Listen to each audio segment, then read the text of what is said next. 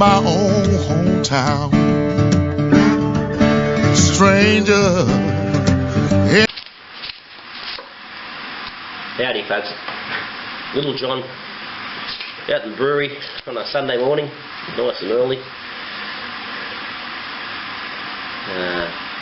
putting down what is the second brew on the Robobrew, taking advantage of, for the second time now, of the preheat function. You can probably hear in the background there, that's the noise, that's the Robobrew actually coming to temp. Right at the moment it's 7 on Sunday morning. I've got my mash water coming to temp, it's set for 64 degrees. It came on about 10 to 7. I come out at 7 o'clock, it was sitting on 43 degrees. It's about 3 degrees off 64 at the moment.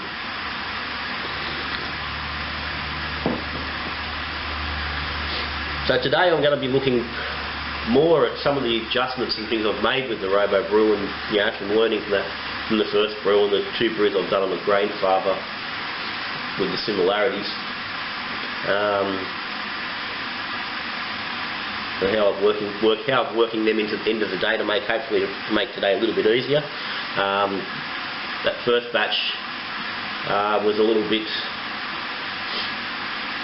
too big. I was too I got a little bit too keen to get that Robobrew. It did come in a little bit quicker than I expected. I didn't think it would be here for that last brew day, and it wasn't intended to go through the 3V system. That was the big New England IPA, which I actually bottled 2 days ago. It seems to be going really well. So I'm happy with that. So the things I've learnt from that day, and a little bit more conversations with people in the last 2 weeks, and I'll put that into play today, so we'll have a look at those as we go. Also going to have a closer look at the cooling system I've got set up on this system. I had a quick brush over it on the last video, but I'll have a closer look at it today. So today's not so much recipe focused, but obviously for the sake of interest we will talk about the recipe. It is we'll be doing a Pommy Pale Ale.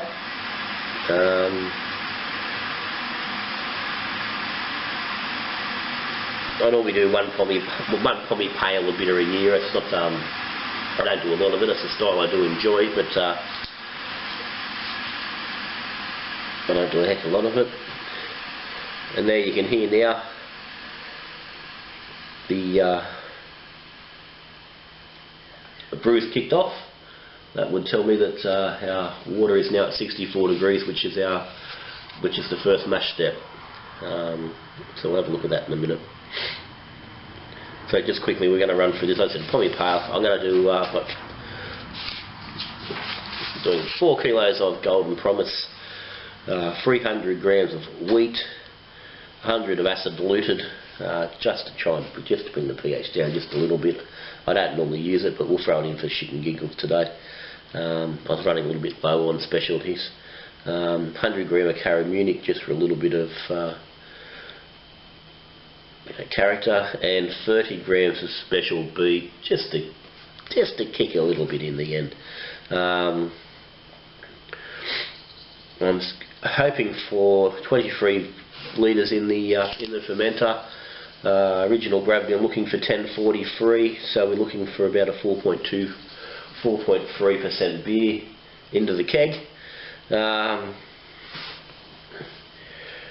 going to quickly just throw into the water 2 grams of a little bit of calcium chloride, a whack of magnesium and some gypsum, a little bit heavy on the Epsom salt on that magnesium than the other two, just trying to get a little bit of hardness in the water, sort of to get a bit more of that replication of the Pommy style.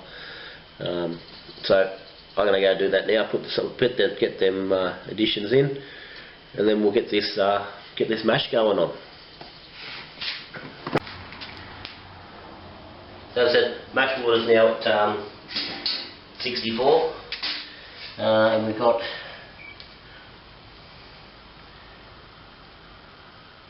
.45 minutes left in the mash, so I was looking for 40. So by the time I get the grain in and get it back up to, it comes back up to that 64, we should get about 40 minutes of mash in there, so that's pretty good. I'm happy with that. Now, so malt pipes in. I've got 17 litres of mash water in here, so this is basically, it's just under 3 litres per kilo of grain, and the plus 2 factor on top of that. The only reason I've done that is visually, I really don't think the 15 litres was going to be enough water. I did get a bit of that stuck sparge, stuck mash on the first brew, and I mean it was mainly due to a massive grain bill, but I'm just not going to play around with that. And at the end of the day, 3 litres a kilo, 3.5 litres a kilo, it's all fairly relative, not going to make a lot of difference. So, malt pipes in, bottom screen. I'm not using the fines mesh on top of it. I ended up pulling out of the last brew and it worked fine. I don't think it's going to make too much difference. There was really nothing through on the bottom, so I'm going to just stick with that.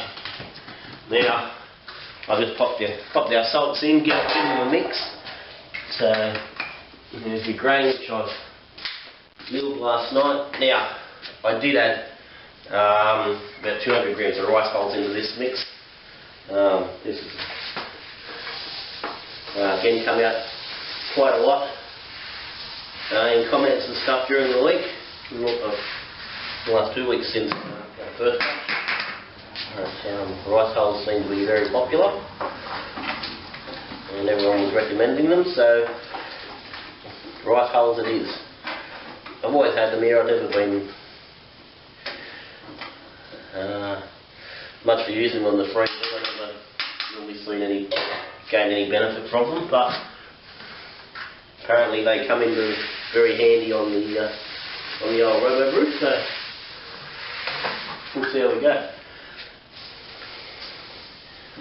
So I'll get this mashed in, get a good mix going on. Now this is another thing that also come up from those discussions, is that people are saying to let the mash sit for about 10 minutes once you've got it in before you actually put the pump on, to give it time to just settle on its own before you use the pump and actually compact the grain bed down onto that bottom screen.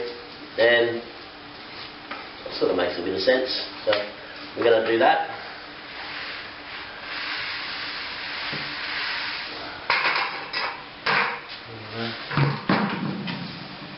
After the grain, and putting this in, you can see why stuck sparges, stuck mash, can be a problem on this unit. Because you've got a good whack of water underneath that bottom screen, you're not actually mashing into your 3.5 litres of water, or your 3 litres per, which is obviously why they're saying add that little bit extra. Now, looking at this, I really think a little bit more wouldn't have hurt.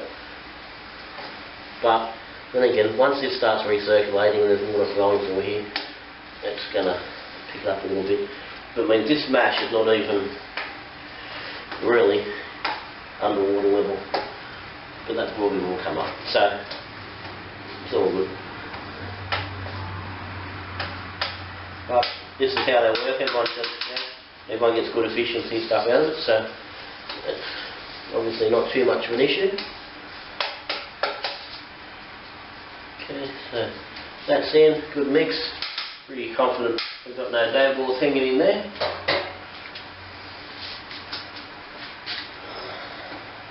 Overflow pipes in. Obviously, yeah, use a little tap over it while you're getting your grain in there to avoid getting crap down the middle. So this is another issue. People say, oh, do you use the top screen? You not use the top screen. Now it's here. It's designed to serve a purpose, which is to keep the grain bed under control without it flying up and around and possibly feeding back in your overflow pipe. So I'm going to use it. People sort of throw in this idea that it compacts the grain bed. I really don't see how that's going to happen. There's not enough force on that to compact your grain bed. I seriously doubt that's really ever going to happen. Okay, so she's going.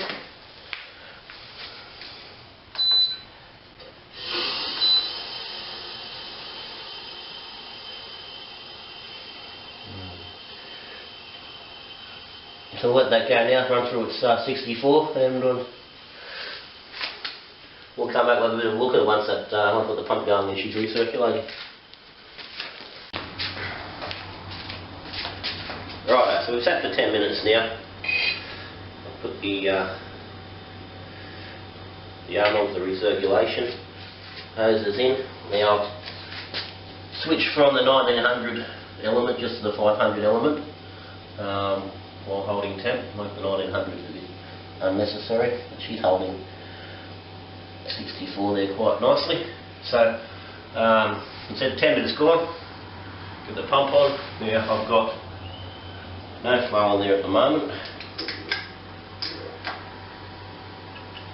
And I just want to bring it on nice and slow.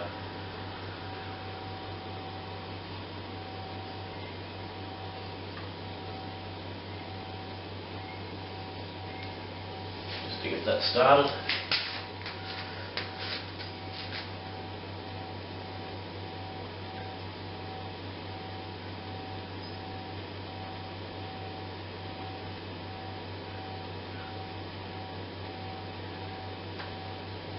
Seems to be going fine. Looking good.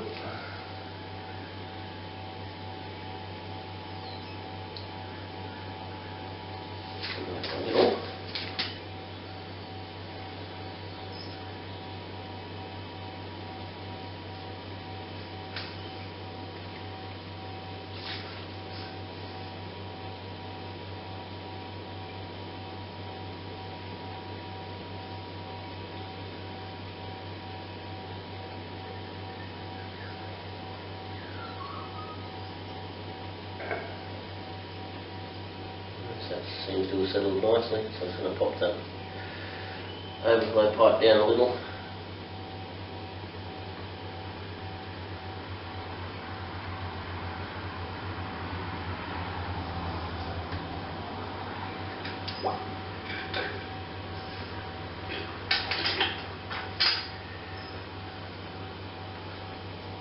Alright, that looks good. So those few little tips seem to have worked. It's recirculating nicely, and so we'll let that run. It's got about 28 minutes to go before she kicks on to the next step. So we'll let it do its thing and we'll come back. Okay, so we've just come to the end of the that first mash step at 64. It's just popped up to the second step, so we're going from 64 up to 68. Now, while it does this, I'm going to switch from the 19 back to the 1900 element just to get that up as quick as I can. Not waste any time between, but that's helpful fine for that during the mash. Now, did take a little bit of fiddling around to get the recirculation flow to a good level to stop it from constantly rising, but I got there in the end, and that's travelling along nicely. So no real dramas there, that's all good. So we'll just let this flow now for 25 minutes at 68, then I'll pop up to 72, then we'll look at mash out. So I better get the mash water warming up. which I'll just be doing in the boil kettle on the gas ring. So we'll check back and see how we go later. Right, so we're progressing along nicely. We're in the at mash out, so we're up to 72 degrees. Running that for about 20 minutes, and then we'll sparge through. So I'm just going to quickly get some hops ready. So we're looking at we're going for about 35 IBU on this one. So we're using Fuggles for our bittering.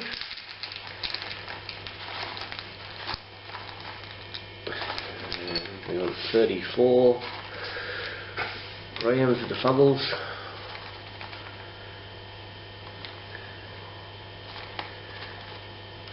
That's in there. Good. And then we'll be using some EKG, East Kent Goldings, at 10 minutes.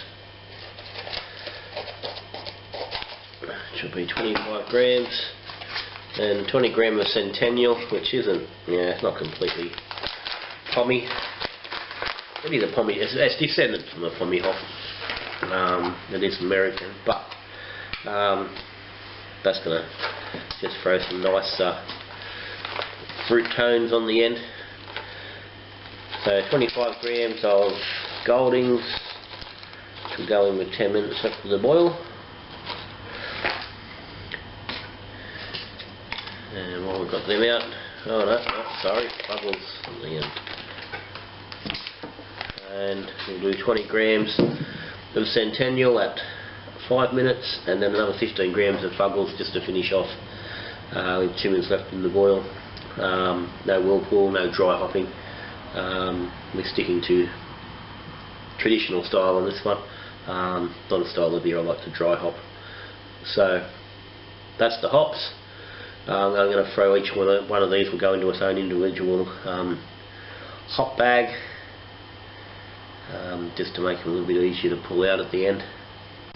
Rightio, so we come to the end of mash out at 72, so we've been 64, 68, 72, so we're ready now to hit the sparge. So we will shut down the pump. Still got the 1900 watt element on it, so we'll be fine for the minute.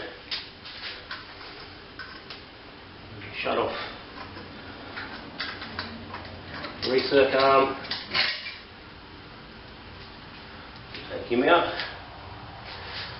Keep him away. Don't need him for the moment.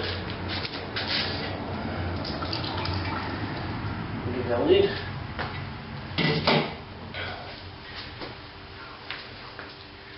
Okay, so we want to lift this basket on the malt pipe.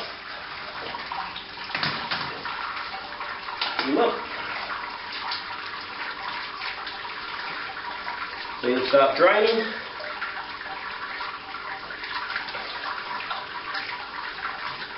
We'll crank on both elements, just get that up nice and quick. So that'll start, when we get that, you want to get that coming up nice and quickly, and realistically that way, if we're going to finish sparging, we should be pretty close to boil, or even right on the edge of boiling.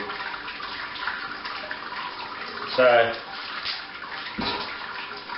I've got 17 litres of sparge water there. It's heated up, it's sitting on about 90 degrees. It's not going to, it's got no heat under it at the moment, so it will slowly cool. Let it slowly add that, just a litre or so to go.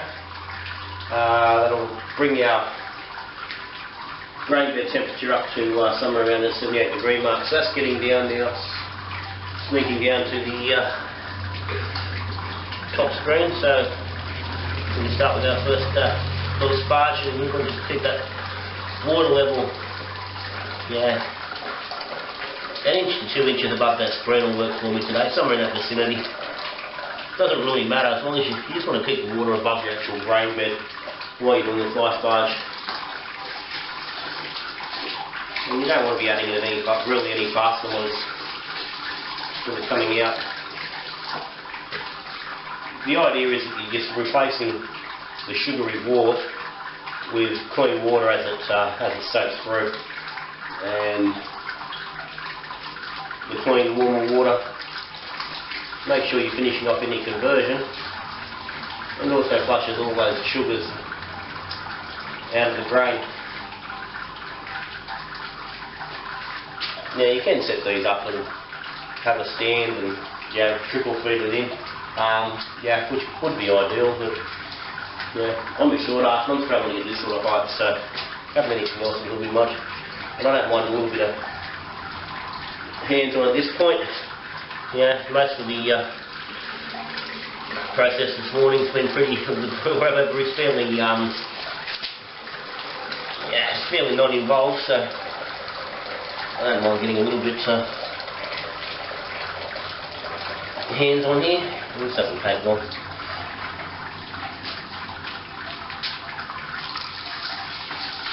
And I'm just making sure I don't sort of pour this straight down the overflow chute. I could have pulled the top off it and put the cap on, but I'm pretty sure that anyone can be careful enough not to pour water down there. I mean, and at this point too, if you're not using that top screen, you want to be really careful with how you're pouring this in, because you don't want to be upsetting the grain. The grain, you've spent bloody the last hour and a half getting that grain bed settled to use it as the filter. If you start stirring it up now, you're going to lose some of those benefits. Got the travel along nicely. Temperature's up to 83 degrees.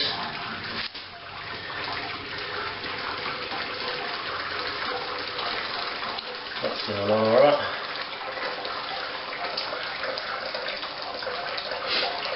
It warms up, it does.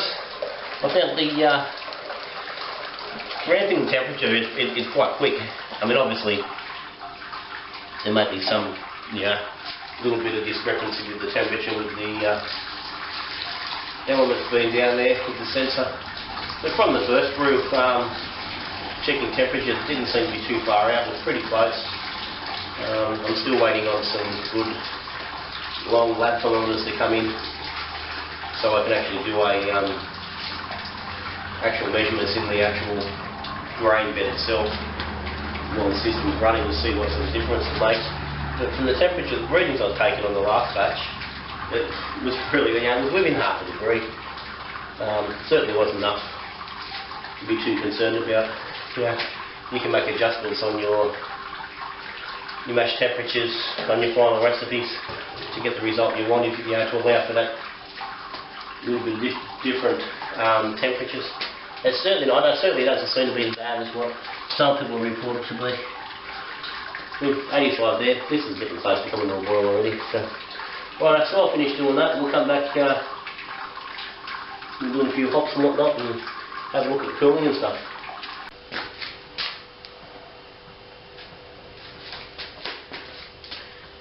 Alright, so sparge is finished.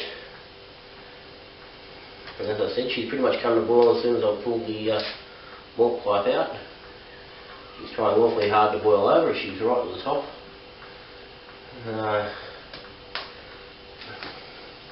I've just got the malt pipe behind here. It's just sitting above a bucket with on a rack out on an old fridge rack. So just drying off any last little bits in there, but it seems like it's very much done.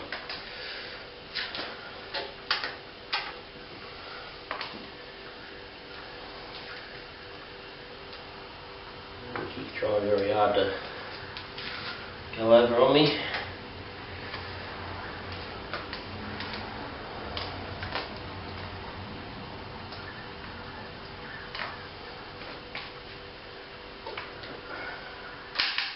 Looks like it's it. So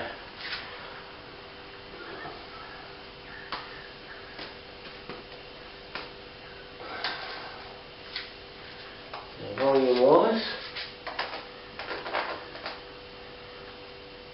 pretty much right on the 30.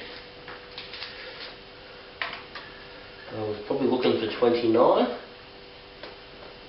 and I didn't get all my sparge water in, maybe half a litre less, so just a minor recalculation there. That's what I started with. I had 34, so I've used 33 and a half. So we assumed that the grain absorption was a bit less than I allowed for. That's no problem. That's simple to fix. But we'll see how the bore goes. We might bore back down yet to where we want to be. So hot break's done.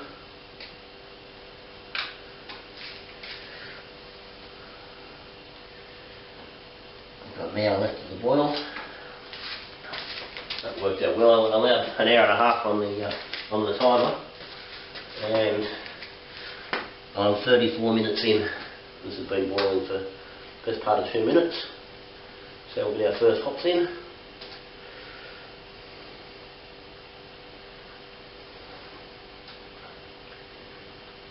Make sure we don't get a boil from that. That's going along alright. So, all good. So we'll leave that be. And I'll come back when we're looking at doing the cooling. Rightio, so we've reached the end of the boil. And the alarm's going off. So, we'll stop that. That's stuff now. So what we're doing now is we want to start chilling, and this is what I want to have a good look at. This is how I'm running my chilling setup, and this was sort of come from an idea I saw of a couple of fellas on YouTube were doing, and Facebook and whatnot, and I'm just running the run chiller through an esky. Now, obviously I've got the chiller I got with the Robobrew, and I had another one here which I bought a while back, which had been using as an immersion chiller separately on the 3V.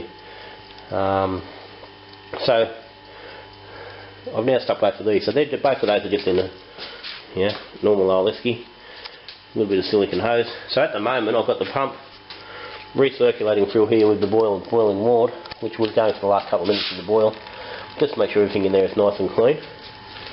And what that will do now is going to start knocking off the temperature. So now that the boil's finished, this is nice and clean. So what I will do now is I will stick some ice into this bucket. I'm not going to melt water, I'm just going to put ice in here and just allow that to start chilling and recirculate back into the Robobrew till it's about 80 degrees, at which point I'll drop this hose into the fermenter. And that gives me enough time to get my fermenters finished, get them inside and ready to go. So we'll get that happening. Okay, so that's circulating nicely. We've got some ice in there, which is now melting, obviously, as the temp's in there. We're down to 84, so it's dropping reasonably quickly. Going to get a temperature on this.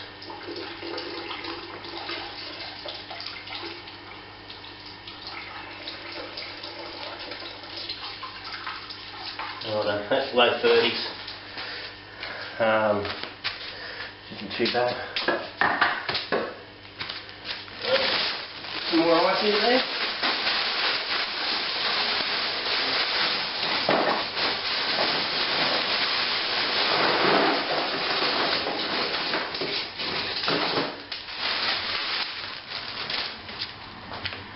And we're right to start going to the fermenter.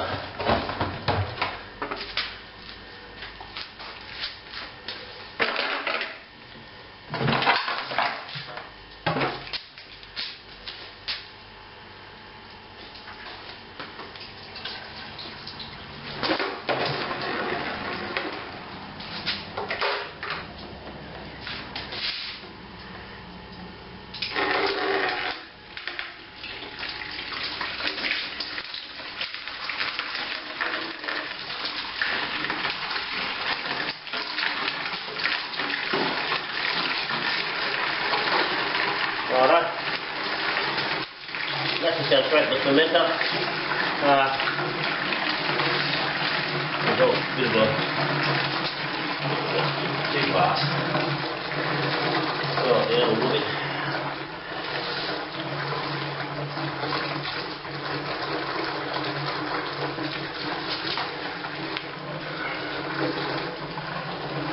Straight in, and obviously somewhere to hit this would have been a little bit easier. And I thought last week, the last brew I did, the Robobrew was on the floor. This stuff also on the floor worked a lot easier. I think I'll definitely go back to that method on the next batch. This is a little bit too fiddly. That's all good. So that the brew got down to 78 degrees with that little bit of recirculating.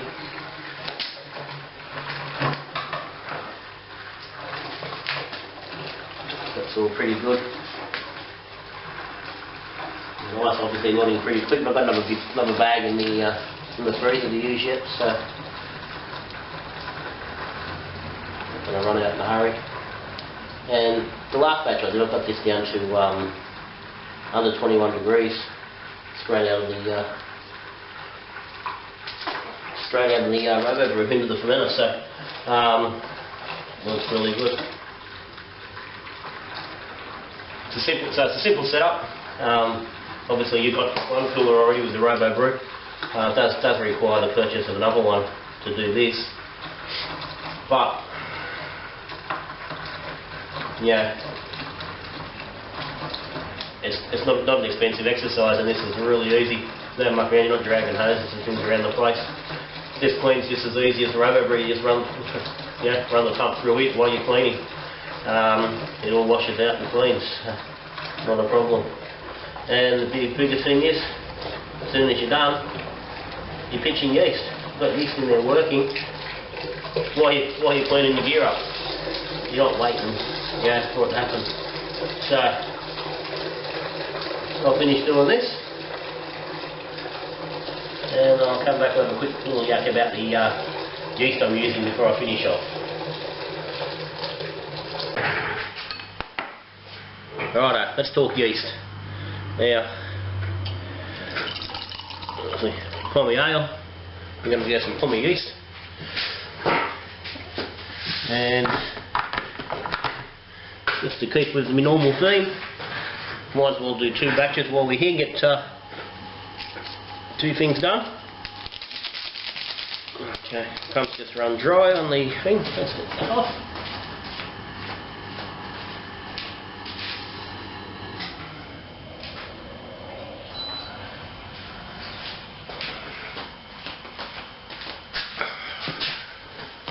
Righto, so what I've got is I've made up a starter here of, this is Burton Union yeast, then goes Jack's. I've used this before. I've just done a video on the yeast starter on this one. You can't buy this yeast anymore. Not the dry version of the Burton yeast anyway, and I like it. So I've just made up a starter from what I had in the fridge, and so that'll go on one half. And the other half, I'm going to go the old stock standard SO4. Now, this is a bit interesting for me. I've never used SO4 before. My first time. So I'm going to rehydrate that. So in there it goes. I'll let that sit. Do a normal rehydration on that for half an hour. And I'll pitch. I'm about to go and get both of these fermenters into the fridge and see what temperature they finished at, which I'll put into the comments, and I'll get the yeast onto them. So I'll put the recipe into the comments as well. So if you have any questions about what's happened today, what we're doing, stick them down the bottom. If you haven't hit the subscribe button, it's down there too. Hit that as well, so you know when any videos are coming up. Okay, so that's us for today. Pommy ale on the Robobrew. So, till I'm seeing you again with Brew and Beer, talking beer or drinking beer. Good brewing.